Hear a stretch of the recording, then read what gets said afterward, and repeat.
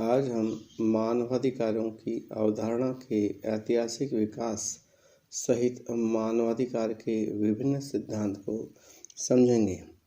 मानवाधिकारों की अवधारणा की बात करें तो पहले हमें अवधारणा शब्द समझना होगा। अवधारणा से तात्पर्य धारण करना अर्थात मानना। समाज में जब किसी विषय के संबंध में किसी बात को सबसे ज़्यादा लोग या बहुत से लोग मानने लगते हैं तो वह एक अवधारणा बन जाती है।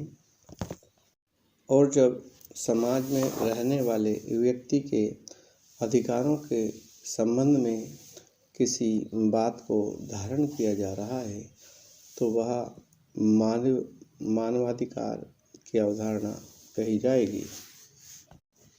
समाज में जब किसी व्यक्ति पर कोई अन्य व्यक्ति या बहुत से व्यक्ति अत्याचार होते देखते हैं तो उन व्यक्तियों के मन में उस व्यक्ति के प्रति एक पॉजिटिव धारणा उत्पन्न होती है, जिसके तहत समाज उस व्यक्ति के अधिकारों की बात करने लगता है, जिन्हें प्राकृतिक अधिकार कहा जा सकता है कि उस व्यक्ति को अधिकार है जीने का, समाज में रहने का, और उस पर जो अत्याचार हो रहा है वह गलत है।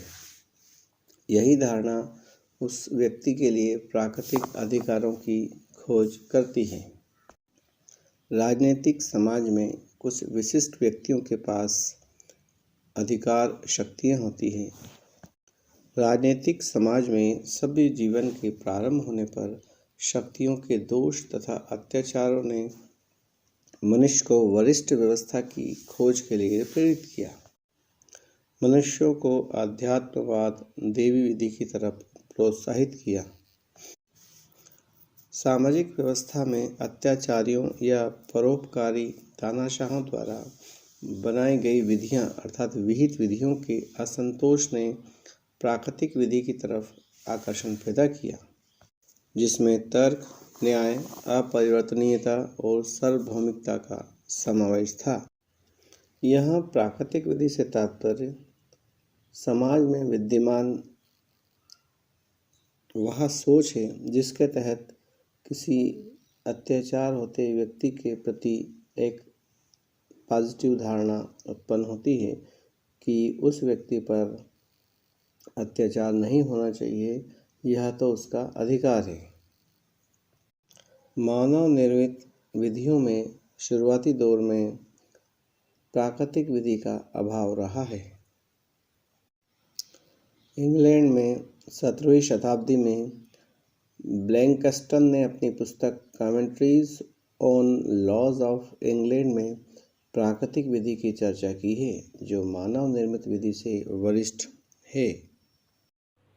हम प्राकृतिक अधिकार की बात करें मानव अधिकार के संबंध में तो यह जानना आवश्यक होगा कि प्राकृतिक अधिकार की अवधारणा उत्पन्न कहाँ से हुई।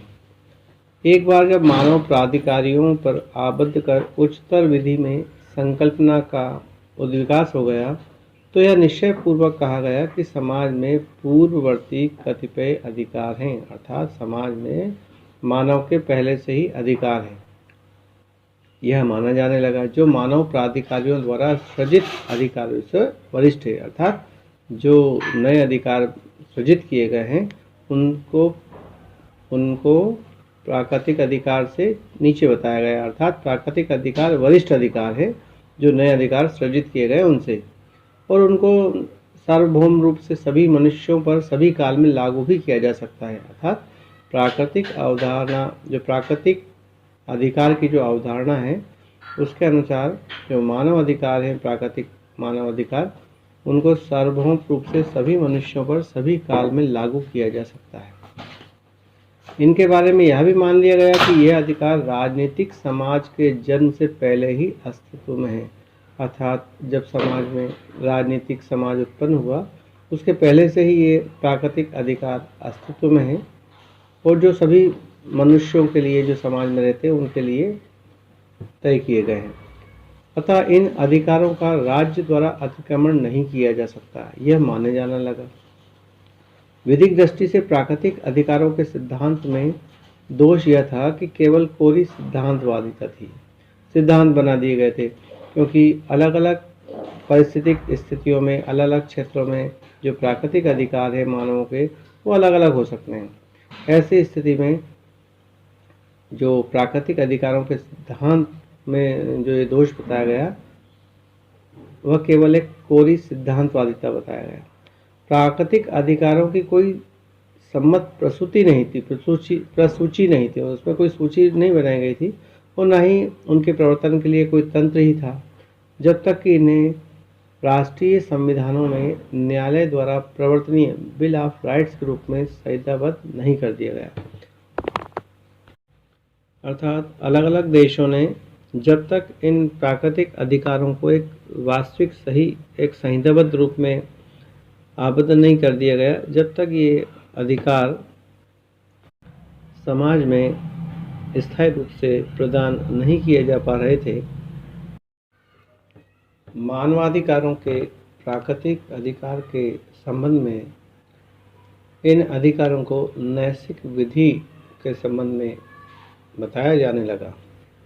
नैसर्गिक विधि की आधुनिक संकल्पना की हम बात करें, नैसर्गिक विधि में एक प्रकार से हमारी आस्था होती है, क्योंकि प्राकृतिक अधिकार होते हैं, मानव के अधिकार हैं, समाज में रहने वाला व्यक्ति है उसको प्राकृतिक रूप से अधिकार प्राप्त हैं।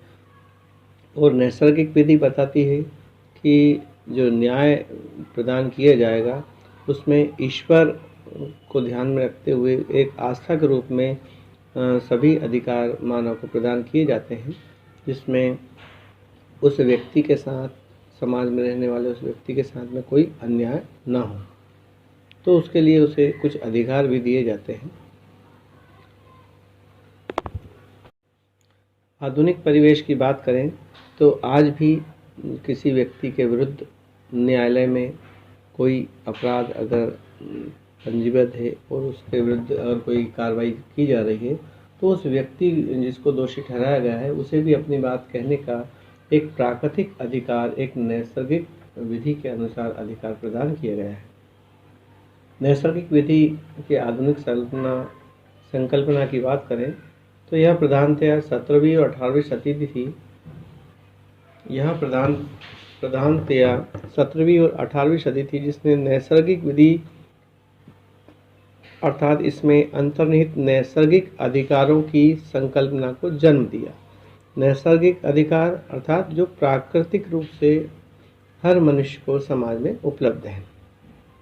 17वीं सदी की वैज्ञानिक और बौद्धिक उपलब्धियों, गैलीलियो और सर आइजैक न्यूटन की वैज्ञानिक खोजों, थॉमस हॉब्स के भौतिकवाद, रेने डिस्कार्ट्स के बुद्धिवाद तथा फ्रांसिस बेकन और जॉन लॉक के अनुभववाद एवं स्पिनोजा के विचारों आदि ने नैसर्गिक विधि और विश्वव्यापी व्यवस्था में आस्था को प्रोत्साहित किया।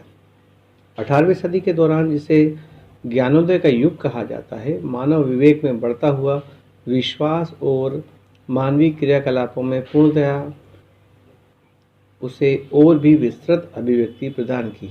इस संबंध में 17वीं शताब्दी के अंग्रेज दार्शनिक जॉन लॉक, जिन्हें आधुनिक युग का सबसे महत्वपूर्ण प्राकृतिक विधि विचारक कहा जा सकता है, की लेखनी तथा 18वीं सदी के दार्शनिक जो प्रधानतया फ्रांस में केंद्रित थे, जिसमें मॉन्टेस्क्यू, वोल्टेयर और जीन जैक्स रूसो आदि शामिल हैं, के कृत विशेष रूप से उल्लेखनीय हैं।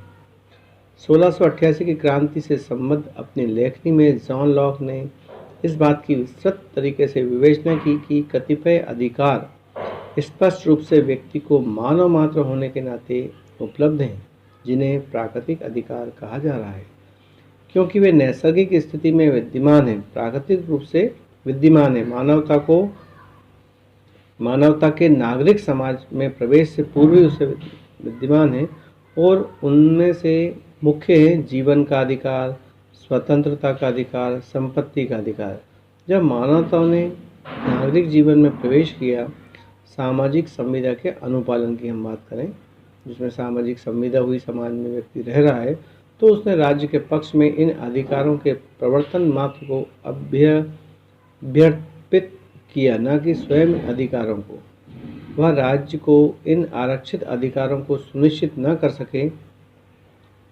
राज्य स्वयं उस संविदा के अधीन है कि वह अपने सदस्यों के हितों की रक्षा करे, तो वह एक जिम्मेदार और लोकप्रिय क्रांति को जन्म देता है।